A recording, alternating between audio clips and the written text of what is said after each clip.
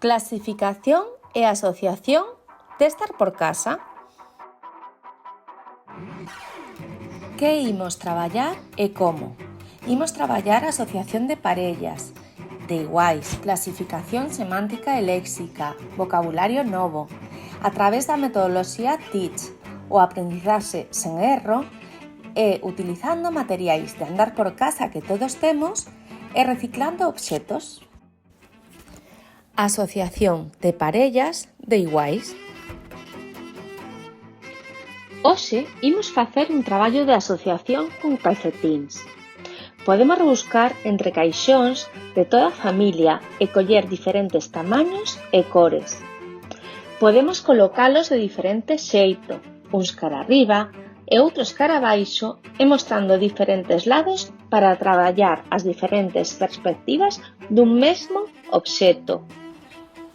Co que traballaremos así a teoría da mente. Se estamos listos, podemos empezar.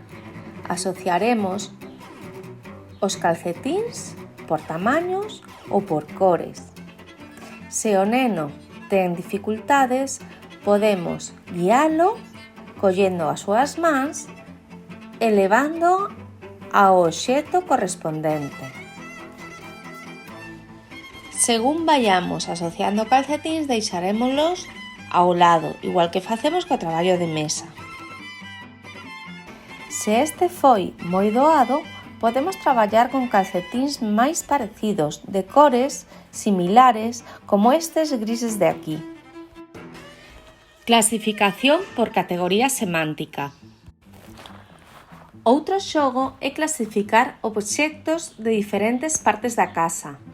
Precisamos de bandexas recicladas de alimentos, caixas de zapatos, onde poidamos clasificar físicamente os obxetos, cousas representativas de cada estancia, un pouquiño de pegamento e pictogramas das zonas que queiramos traballar. Non teñen por que ser pictogramas impresos, podemos facelos nós debuxando, non temos que ter moita maña, simplemente intentar debuxar o máis representativo e máis esquemático posible. Cun pouquiño de pegamento, nos pictogramas, podemos fixar estes as bandexas. Estes encabezarán as caixas para que o neno ou a nena saiba en que bandexa ou caixa colocar cada un.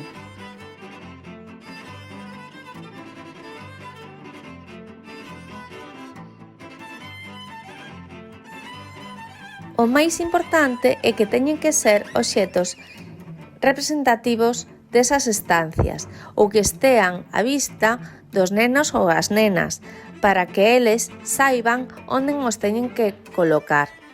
Podemos aproveitar tamén esta actividade para traballar vocabulario novo de obxetos coñecidos pero que aínda non os nomeamos. Neste exercicio imos traballar clasificación léxica.